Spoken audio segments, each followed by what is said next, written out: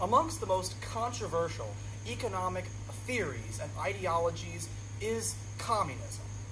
Now, it's important to understand what exactly communism is, how it applies, and why it's relevant, as well as all of its components, theorists, and applications, not only for the sake of understanding communism itself, in my opinion, but it's important to understand how it differentiates from other economic systems and why throughout history many countries, groups, and individuals have embraced it.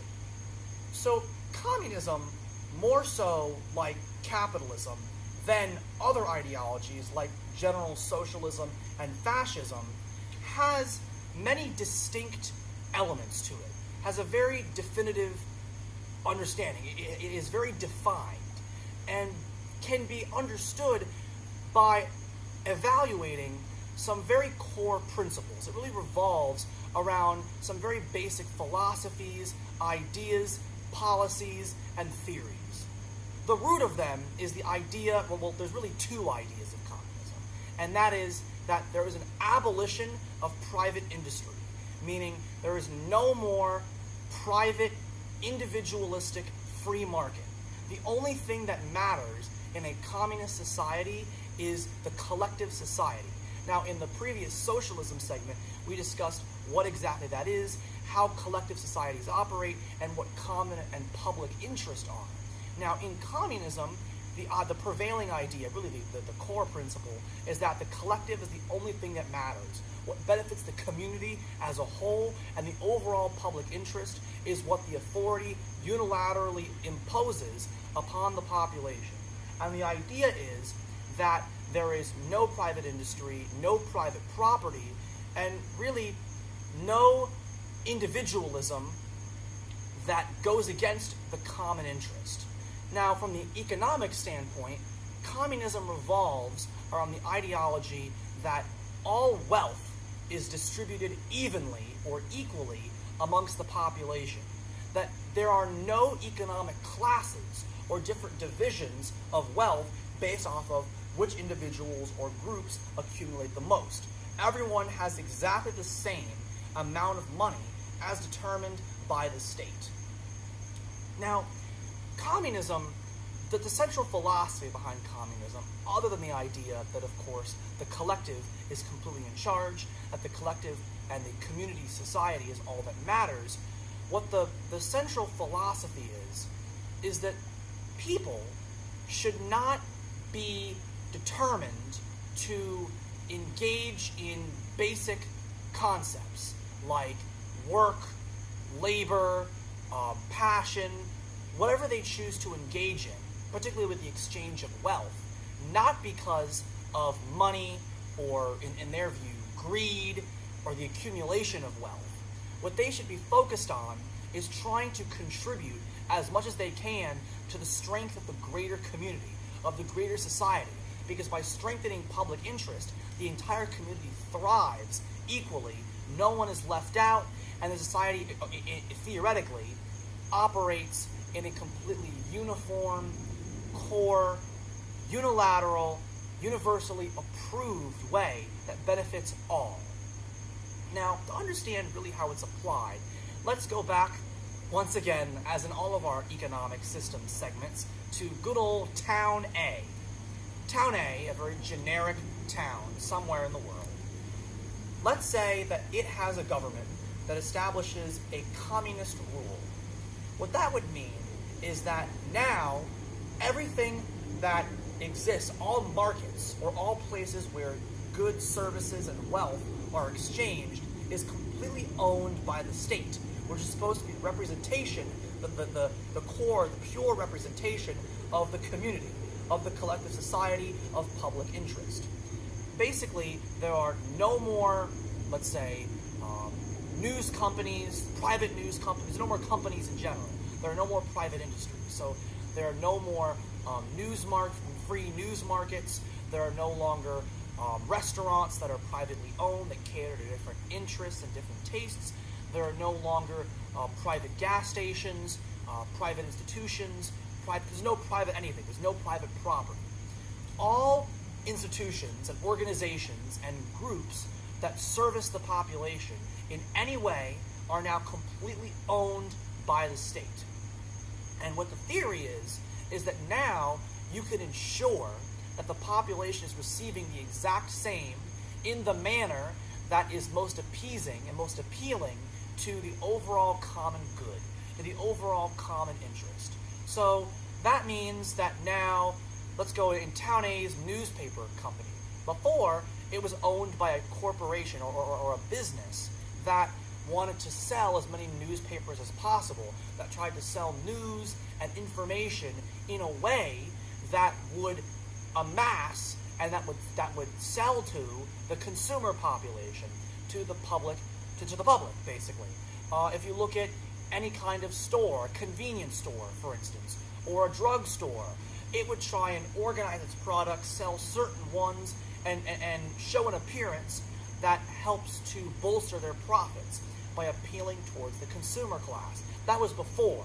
Now, if a communist government is put into place, the way that the government chooses to run those stores is that they're done in ways that are of pure benefit to the common interest. So, for example, let's say in Town A, there is a cholera outbreak, a waterborne disease, or a fluid-borne disease that primarily infects in poorer areas, in poorer nations.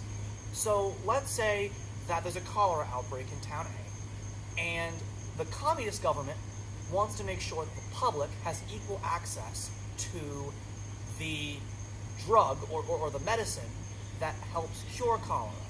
What they would do is they would have a drugstore, probably called something like the People's Drugstore, and throughout the aisles, most of the aisles, if not all of them, would sell a particular medicine, that particular medicine to cholera, because that's what's needed for the benefit of the public interest. That's what the community is demanding. And the state, theoretically, is run by a collective society that is fueled by overall public interest. Now, in communist society, it is theoretically assumed that there is already a predetermined public interest that, to some degree, the entire population wants and needs. The problem is that in practical application, people are people. Humans are humans. We are all different. We all have different ideas, different desires, different habits, and different skills. So what that means is that what the majority of the public wants is what is enforced.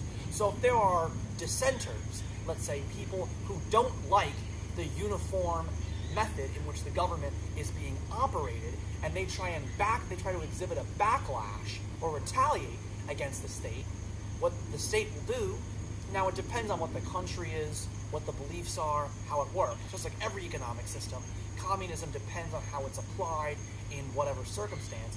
But generally speaking, what has historically tended to happen, and we can look at this in communist nations like the Soviet Union, where there's a collection of Eastern European nations that were united under communist rule from the 1920s to the very early 1990s.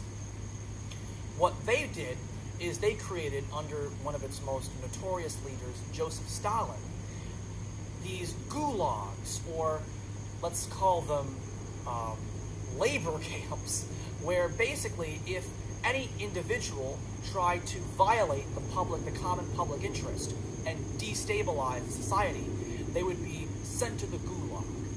Now, the thing about the gulag that also had even more applications to it is that the idea of communism is that people who, let's say, work in factories will produce, that they will have maximum effort because they want to produce to benefit the community. The community functions in a very even, equal, strong way.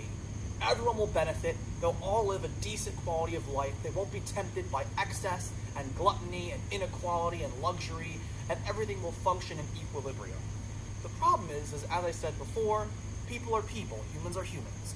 And if they are not, at least what many contrary theorists will argue, what contrary theorists argue, is that if they're not incentivized experienced, or people cannot directly see the benefits or directly reap the benefits of what occupation they're dedicating themselves to, then what will typically happen in many cases is they won't produce as good quality, or they might not work as hard because they feel like they don't have to.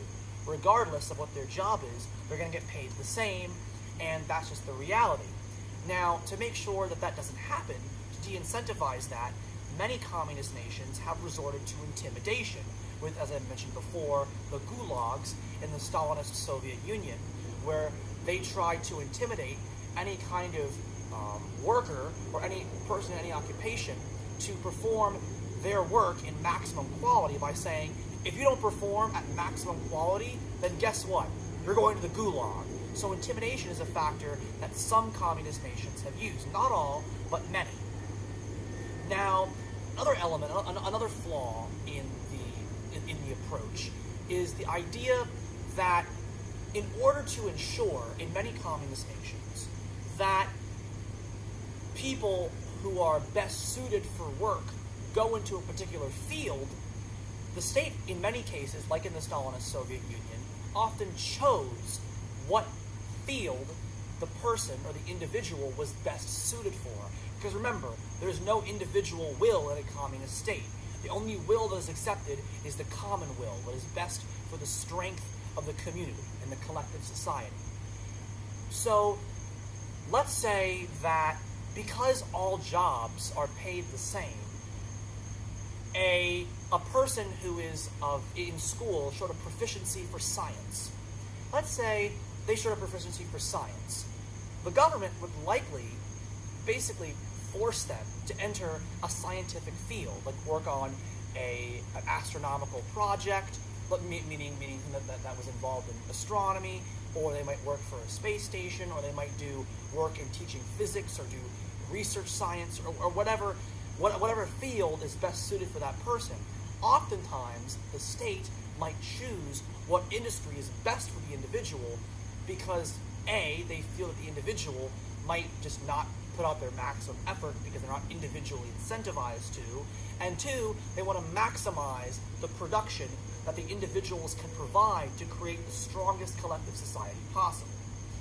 Now, from a more general view, to understand how communism works, there are many different interpretations and applications of communism throughout history and continuing on today. As, for instance, some communists, like Leon Trotsky, for example, and many others, they didn't advocate for the idea that the state should completely influence public will, and the only individual will that should exist is that of the common good. Or they believed that the collective society should have complete domination of economic and political affairs. They believed that rather than trying to to instill the philosophy in people who live in communist nations, that the only the only desire they should have should be to contribute to the greater society. Some Marxist or communist theorists believe that, in fact, individual will and creativity and culture and education should be fostered. That it shouldn't all be for the betterment of a uniform, unilateral, unanimous collective approach or collective philosophy or collective idea. People should be allowed to form their own ideas based off equal education in equal settings that they believe will best contribute to the state. So there are many different interpretations of communism, many different applications throughout history, but the core individual who theorized communism first, and many different communist elements, was a man, or really two men, back in 1848, who published the book The Communist Manifesto. And their names were Karl Marx and Frederick Engels. And they, in their book, discussed pretty much everything I'm telling you now about the need for collective domination of industry, the need for the end of alienation of labor, or the idea that there are people on the bottom who perform work and they have to climb up to the top to gain work, the idea that wealth should be competed for and earned. They believe that wealth and social services are a right that are to be guaranteed by the collective society, and many other theories, as well as a staunch criticism of the previously embraced capitalist point of view. And the first real country to actually enact a communist society was, of course, the Soviet Union in the early 1920s, when they had a communist revolution there, sponsored by individuals like Vladimir Lenin, Joseph Stalin, and, as I previously mentioned, Leon Trotsky. And to this day, there are still some communist nations, and there continues to be a bit of a vendetta between the Western and Eastern, which tend to be more collectivist, and the Western tend to be more individualistic societies. But for the most part, much of these ideas, particularly with communism and other perceivably in the mainstream radical ideologies, are more theoretical and not as prevalent as they used to be.